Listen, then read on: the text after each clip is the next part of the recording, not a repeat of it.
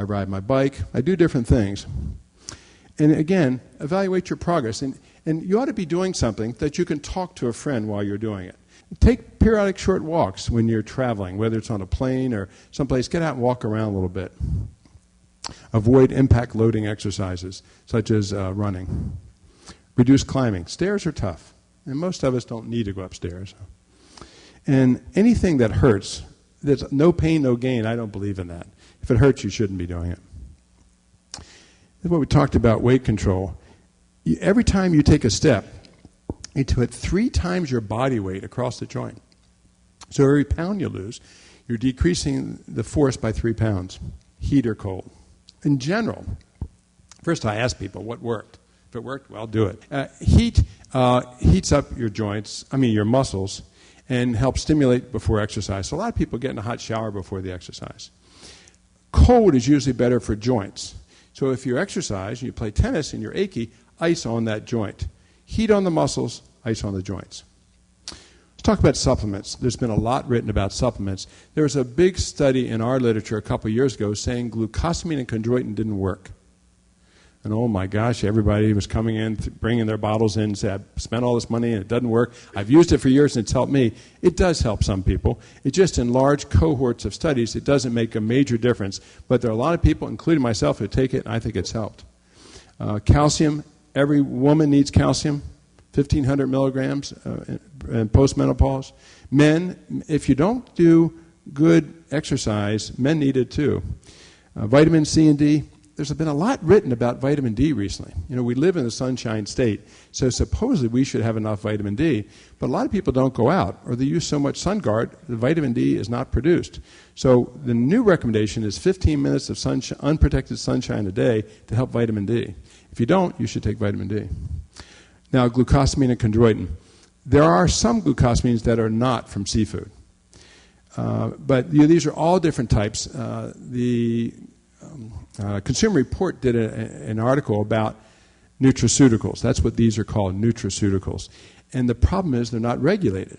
So you may buy from one store that says it's 1,500 milligrams, and nobody knows because they don't measure it.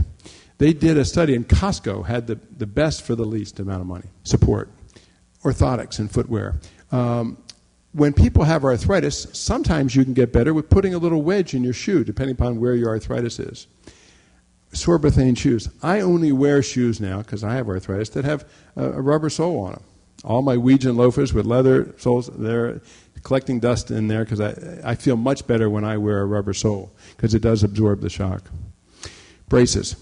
My father, God bless him, he was playing tennis in the 70s and 80s, said he couldn't play tennis without his little brace that he pulled on. I told him it's like Linus's blanket. It makes you feel better, and God bless you, use it. But truth is, that probably doesn't help very much. But there are braces that can help. There are unloader braces. These unloader braces here are braces that are custom made that are designed to change the pattern of pressure from one side to the other. They're expensive. They're $500 or $600. Insurance companies pay for them. Truth is, they end up in the closet most of the time because they're too big and bulky. But for people who wear them and want to stay active, they can be very effective. Support devices. Nobody likes to use a cane. Even my mother is 86, God bless her. She won't use a cane because it makes her look old. I said, Mom, you're old, use a cane. But I tell people, get a putter. 17,000 people die. 17,000 people die in this country from taking arthritis medicines each year. The safest is to take Tylenol. However, that causes liver failure if you take too much. My daughter had a 22-year-old classmate in college who had a liver transplant at 22 because she took too much Tylenol for her sore neck. Tylenol. Everybody thinks it's safe. It's good. It's the safest. Still can kill you. The non-steroidal anti-inflammatories, Advil, Aleve, and Celebrex. As you know, there's been a lot written about that. The lawyers have had a heyday with Vioxx. And Vioxx was a great drug. I had 3 people today say, when are they going to bring Vioxx back? It was probably the best of the drugs. Problem is, it did kill people. And it did have some problems with that. We still have Celebrex. Celebrex was not taken off the market. Celebrex is what we call a COX-2 and is safer than the others. But all of them, Advil, Aleve, both, as well as Celebrex, increase the risk of cardiovascular events, heart attacks and strokes.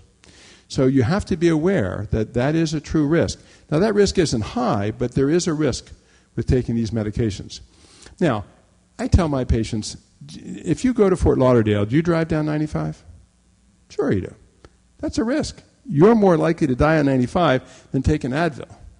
But you want to get to Fort Lauderdale, you'll drive 95. Likewise, if you have pain, you're going to want to take something. And you're going to take that risk, reward, benefit and analyze it yourself and say, yes, I hurt. Yes, I need something. You don't need it, don't take it. And when you do take something, if you get better, what I tell my patients is once a month, stop it and see if you still need it. Because many people, arthritis comes and goes. I mean, the x-ray findings will stay, but many people will have times when they feel good and other times they feel bad. Why is that? Stress? Your wife's yelling at you because a check bounced. Your son just got arrested for drunk driving.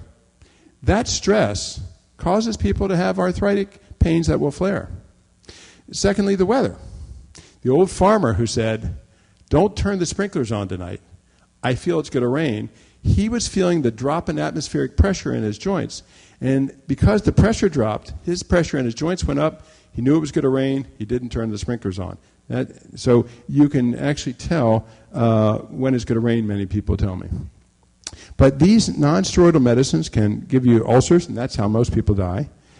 They thin your blood, at least Advil and Aleve do. So if you're having surgery, you have to stop Advil and Aleve a couple weeks before the surgery.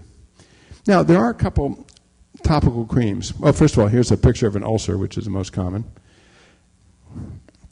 There are several topical creams. Capsaicin is pepper. I like to say, the best way, if somebody comes into my office with a knee pain, I can get rid of it very quickly. I hit their thumb with a hammer. They forget about their knee. Well, pepper is sort of the same way. You put this capsaicin cream on your knee, and it stimulates the small little pain fibers, and the pain in your knee doesn't go away, but feels better. It's diversion therapy in my mind. There's the newest one out, though, is Voltaren. Voltaren has been one of the long-standing arthritic drugs in this country. For years it was available in Europe as a cream. It's just now released in this country as a cream. And for some people it's quite effective. Narcotics, we don't use narcotics very often. Vicodin, codeine, Percocet, we do use them occasionally. Rheumatoid arthritis, there are new drugs. We call it disease-modifying drugs. And these drugs have revolutionized the treatment of rheumatoid arthritis. But this talk is not about those today. So cortisone injections, there's several types, and they can be very effective. How much is too much? 3 or 4 a year are safe. More than that, that's not wise. You shouldn't have one so you can go run a marathon, but you can have one and play tennis 2 or 3 days later. And the most common time I see people for this, they're going on a trip. Their brother's coming down to play a golf match, and they play every year, and he wants to beat his brother. I need that cortisone shot, doc. And they come in 4 days before to get it, and that helps them get through their golf game. Hyaluronic acid. There are several different types of hyaluronic acid. Oops, I moved it. There are actually 5 different hyaluronic acids. This is a medicine that is exactly the same composition of the fluid that's in normal knees.